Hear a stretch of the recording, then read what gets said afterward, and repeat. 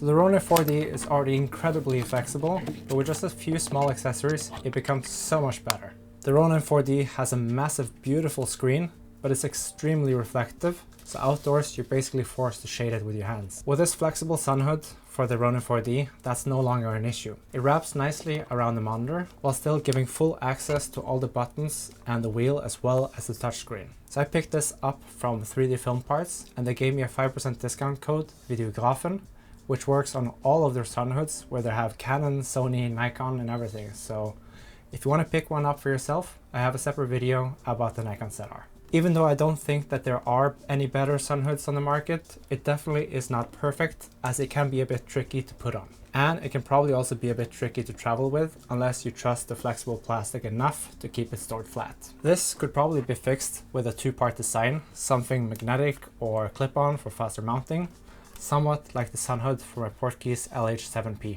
It has these solid plastic constructions on the side that you can just quickly snap into place, and then you use hooks for the actual sun hood. Hopefully that's something we can get in the future.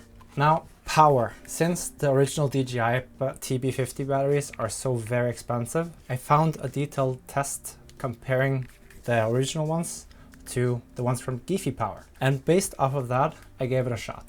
I ordered two of them and I've been using the original as well as these together. And honestly, I haven't noticed any difference from the original batteries in either runtime or charging times. And since they're half the cost of the original DJI batteries, I've been really happy with them. And if you at any point looked into Ronin 4D on YouTube, you've probably seen a video from MakeArtNow. He makes a ton of smart 3D printer solutions and he actually sells them on his site. He sells everything from DL adapters to drone accessories, but what I picked up was this holster that mounts to the back side of your top handle, and it gives a space for my Hollyland Lark Max receiver, microphone, as well as the earbuds. He also has versions for DJI and Rode Max 2, so if that's the system that you're using, I would check those out.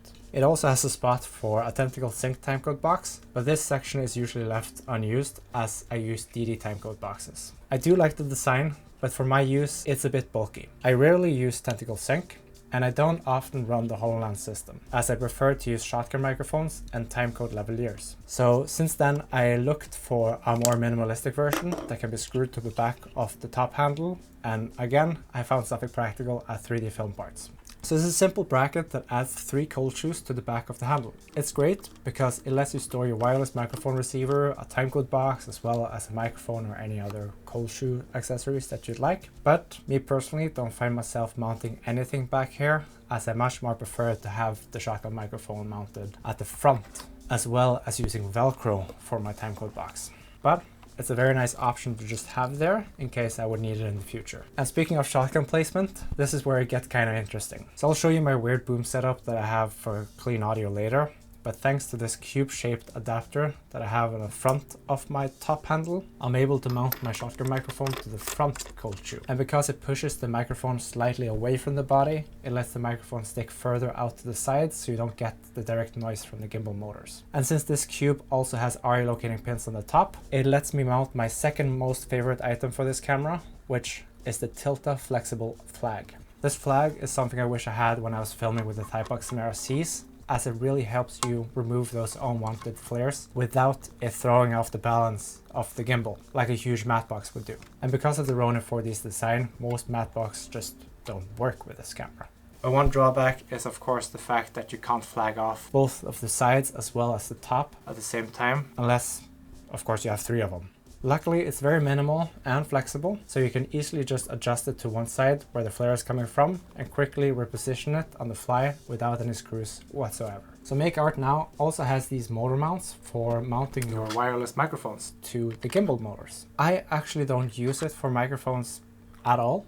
I use them as counterweights. You see, you can balance all of the axes except for the roll axis. So it's often slightly off balance going, in this case, to the right, meaning it creates more strain on the motors as well as maybe even worsening the battery life. So by snapping one of these adapters to the camera, it doesn't roll anymore. And having the option to snap on a microphone for the times that I'm in a pinch is of course a huge win.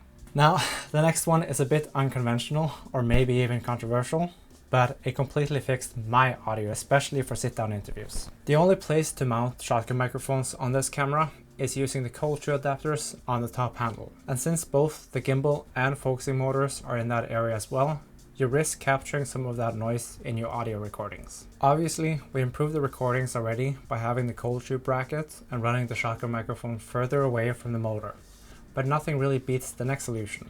It's a simple 3-part setup, plus your microphone and shock mount. The first part is an Aputure Amaranth baby pin to RE 3/8 adapter, which can be mounted to the RE screws on the back of your stock handle.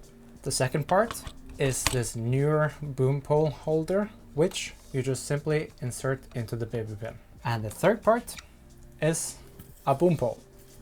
Now, I specifically looked for a boom pole which was as light as possible, and I found this 4-section boom pole weighing 178 grams and stretching out 1.55 meters. I'm also going to add a small rig shock mount to the end of this pole, which hasn't arrived yet because I ordered on AliExpress. All of these items, by the way, I bought cheaply on AliExpress, and I'll have links in the description below.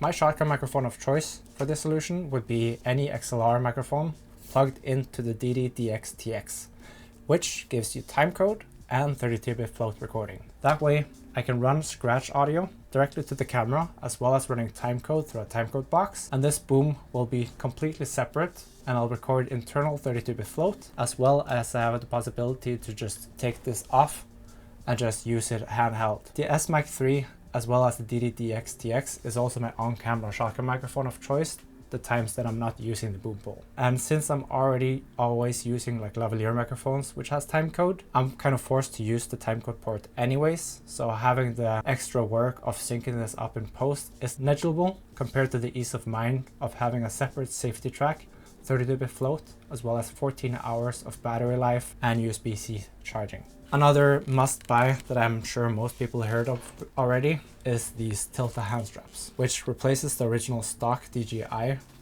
straps that comes with the Ronin 4D. I was looking for a solution because they kept loosening over time and came undone at least twice during a full day of shooting. And with this, I haven't experienced any looseness during long days of shooting, and they were actually so comfortable that I ended up buying one for my Nikon ZR as well. Of course, any long shooting day will not be as comfortable because it is a strain that you put on the top of your fingers, but I think this is the most comfortable solution that there is out.